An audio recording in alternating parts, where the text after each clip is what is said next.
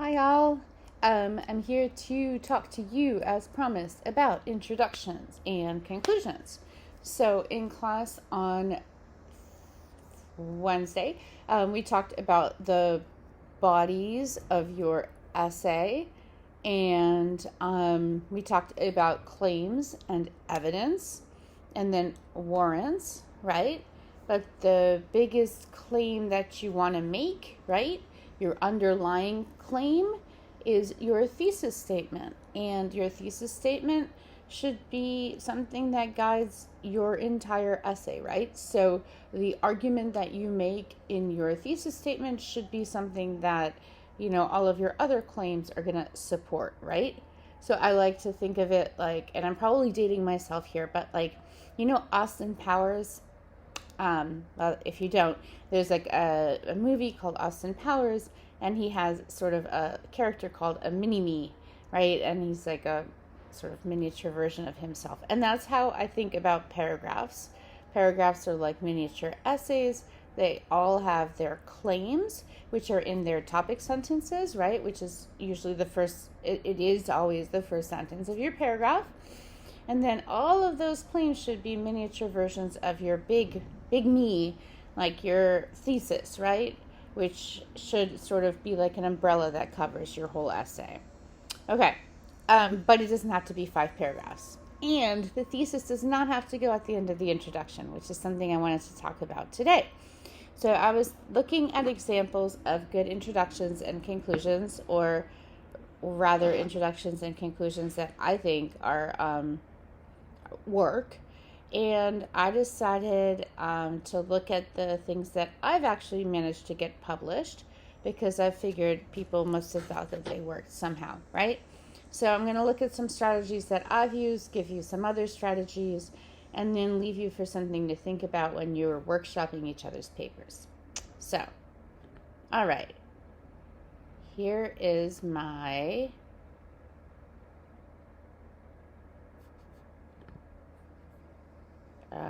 I don't know, why is this thing not moving?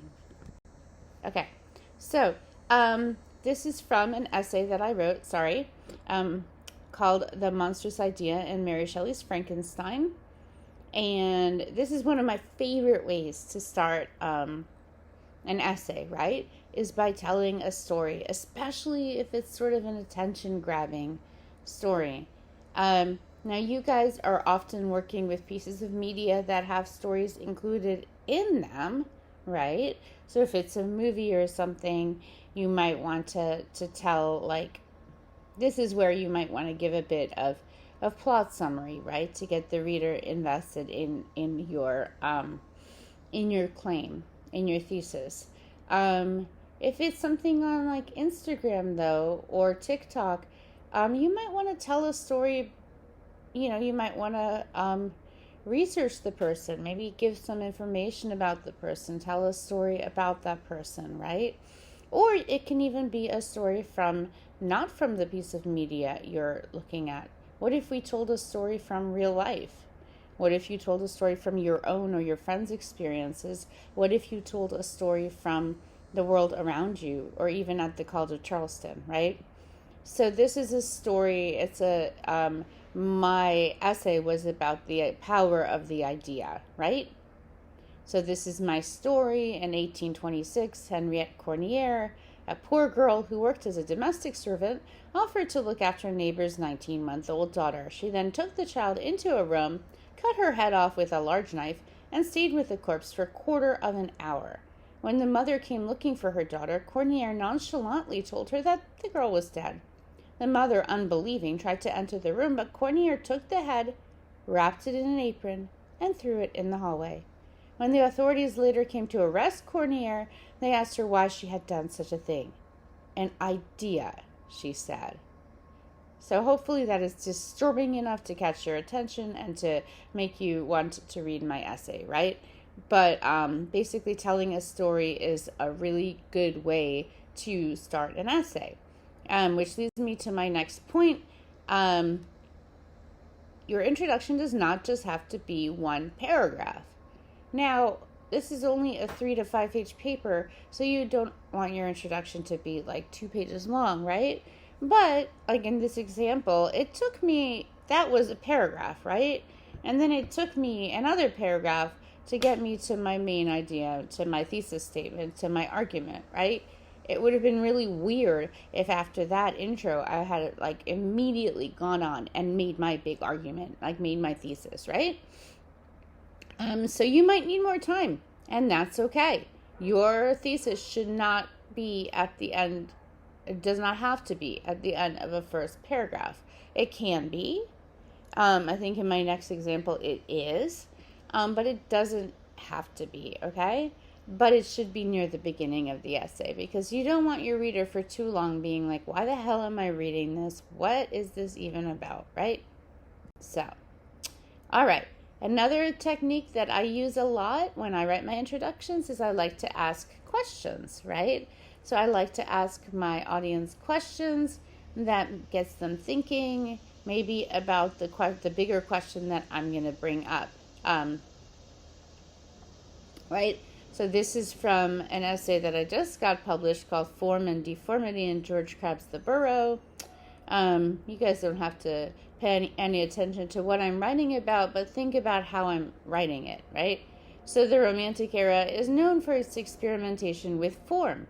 We need only consider William Wordsworth's and Samuel Taylor Coleridge's lyrical ballads, innovations in the sonnet, or the way artists like J.M.W. Turner or Ludwig van Beethoven broke away from traditional forms and topics for poetry, art, or music. What are we to make, then, of George Crabbe, a poet who, writing squarely in the Romantic era, composes the Burrow in heroic couplets, recalling formulaic writing like the epic, the country house poem, and the Gothic? So there's my question, right? What makes Crabbe even more singular is that he uses these forms to explore topics like illness, violence, rape, and hypocrisy, all within a polluted burrow. In this essay, I argue that this tension between traditional forms and non-traditional content argues for the ways in which poverty and pollution disable individuals and societies. Which leads me to my next point. You guys will notice that my thesis statement was at the end of my introduction in that particular essay. Hopefully you also noticed that I said I argue. That's okay. Again, going back to the whole, we don't really write 5 paragraphs essays in the academic world. What we do is we say, I argue. We make arguments. Your thesis should be an argument. To sort of answer a point that Maya made in our last class, it feels really awkward to be putting yourself out there as if you were speaking for people from a certain community, right? So by doing this, we're really clarifying that this is our argument, right, that we're making. It should be something specific and something, just like a main claim, that can be argued against. Avoid saying things like I feel or I think or even plot summary, right? You can't be like, I argue that in the movie Wonder, Augie is finally accepted by his classmates, right? That's not an argument, right? So you need to put yourself out there, make an actual argument, and stick with it. Because the thing is, if you have enough textual evidence in your essay to, make your argument make sense, we're not arguing anything about what is the correct way to portray disability. What we're arguing about is the ways in which these media portray disability, and you can do that through evidence, right? All right, another thing, and this writing is really small, I apologize for it, is to use a quotation, right? So I do this a lot. Part of it is because I work on literature, but it's often really useful to have a quotation from like a film critic, or even like if you're doing an Instagram or a TikTok, you might want to start with a comment that somebody made, right? Yeah. So in October 1854, I'm going to read this to you guys because the writing is so small, the London Times attempted to solicit donations, both monetary and material, for soldiers wounded in the Crimean War. Every man of common modesty must feel not exactly ashamed of himself, but somehow rather smaller than usual when he reads the strange and terrible news of the war. Here we are sitting by our firesides, devouring the morning paper in luxurious solitude, lazily tracing the path of conquest of one of Arrowsmith's best maps. To us, war is a spectacle, and if we happen to have no friends engaged in it, a very amusing spectacle. While this language was used to elicit sympathy for the soldiers suffering the terrible news, the rhetoric of distance, of spatial remove, nonetheless strikes the reader. Every man would feel spatially different, smaller than usual, when he reads the strange news of the war. Strange, again, makes the war alien or other, and this effect is further accentuated by the image of the reader, quote, lazily tracing the path of conquest, unquote. Here, the difference between conquest, a word implying speed, and the lazy tracing is palpable. See what I'm doing there, by the way? That is my warrant, right? I'm actually unpacking that quotation. All right. Finally, the editorial ends with an image of spectacle, analogous to a theater production, one the viewer can watch and react to from a distance. See? No thesis. I'm not there yet.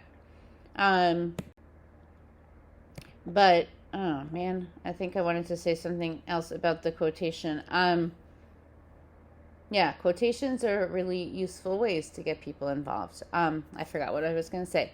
Okay, another strategy you can use is to use a statistic. And this is not something that I wrote. I don't often use statistics in my writing because I work on literature. So I got something from the Institute of Medicine, and it's called The Future of Disability in America. And the book actually begins with the future of disability in America is not a minority issue.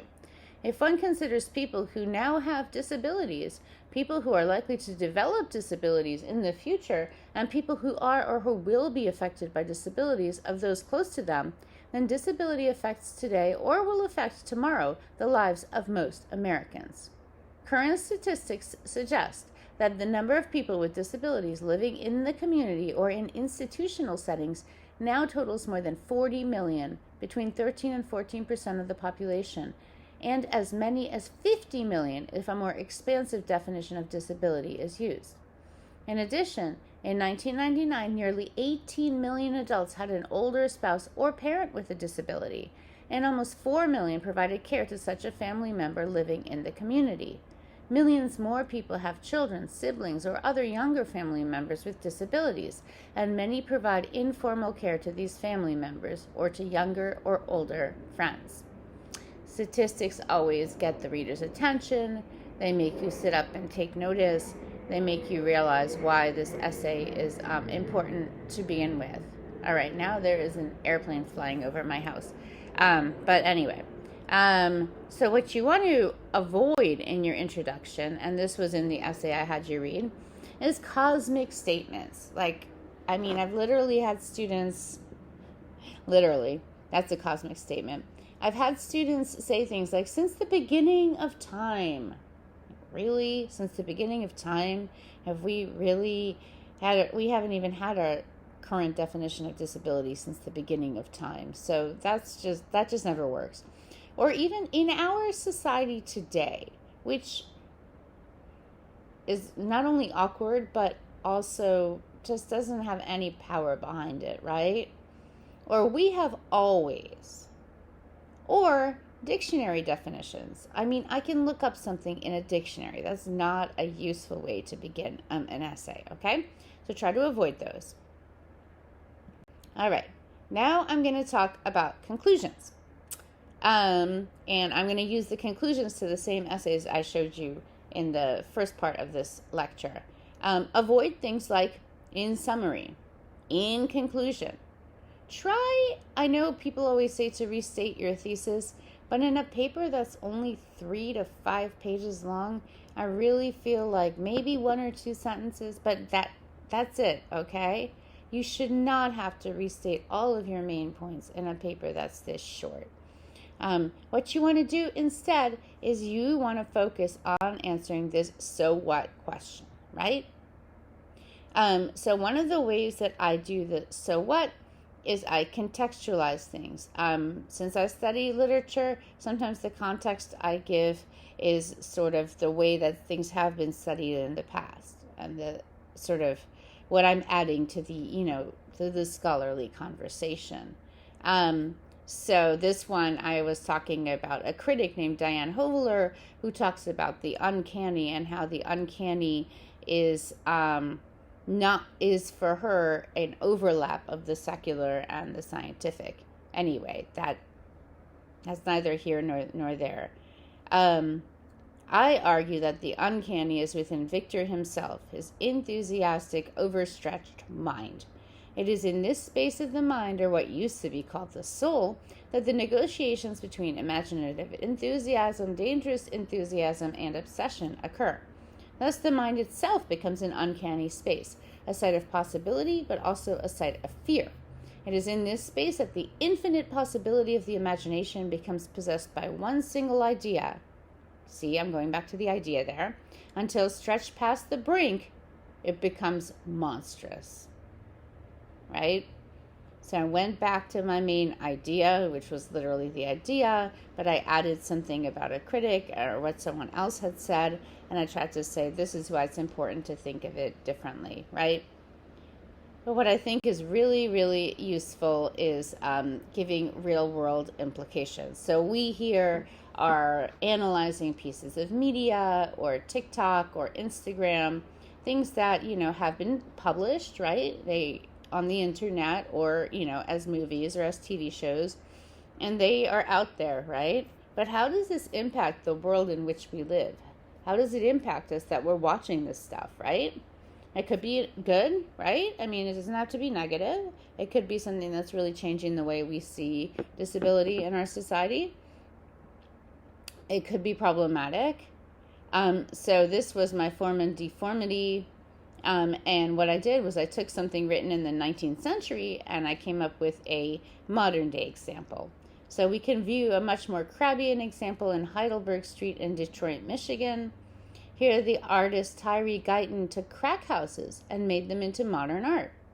These houses, originally normative houses, became dilapidated and dirty in an urban environment.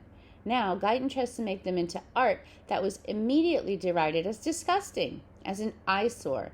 Naked, dismembered dolls hang out of the windows or from the roof. These dolls, who symbolize child abuse, abortion, and even prostitution, are meant to be eyesores. They connect urban decay with the diseased and disabled body. Baby Doll House might exist on Heidelberg Street, but these images infiltrate our minds, remaining with us long after we leave. Just as the dolls hang from the form of the house, forcing themselves on our notice, Crabbe's poetic lines seep out of their more normative forms. So, a call to action is a really great way to end a essay about a social issue. And again, that doesn't tend to be what I write about, so I used the disability essay.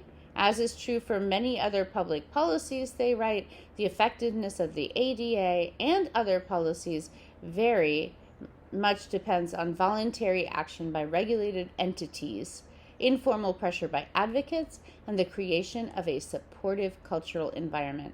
A supportive and aware public will be vitally important in the years to come as critical choices continue to be made about policies that affect people with disabilities. Pretty straightforward call to action, right? What issue is your, like, just to turn back to my wonder example, if a lot of wonder is about bullying, then maybe we could think about, ways, what we need to do as a society to decrease bullying of people who are non-normative or different, right? All right, other ideas. Avenues for future research. That's a great idea. I wouldn't suggest it for this paper because we're doing media analysis, but it's a really valuable idea nonetheless. One thing that I would avoid that is in the essay you read is this idea about the twist, like, come up with the opposite viewpoint of what you're arguing. I think that's useful in an essay, and I think it's useful to address. But honestly, our essays are not long enough, and the conclusion is not the place, I think, to pop a brand new idea in there, especially one that it goes against what you're arguing. Now, I would just avoid that. I don't really love that suggestion. That's just my opinion. Also, I wanted to talk a little bit about commenting on your group mates' essays, which you guys are all doing for Monday. So I would really like to encourage you, A, to read the essay that I linked you all to in the email that I sent out, but B, to, and this is summarizing that essay, to really approach it like a reader, right? So when I'm reading something, I don't sit there going, oh, this needs a comma, or, yeah, this should be in a different paragraph. But what I might say is, this is starting to become really hard for me to follow. Maybe it would be helpful to put into a different paragraph, right? So I might say something like that. Or, this is confusing to me. Could you explain this better? Or something like, I really like this point. I wish you'd say more about it. Or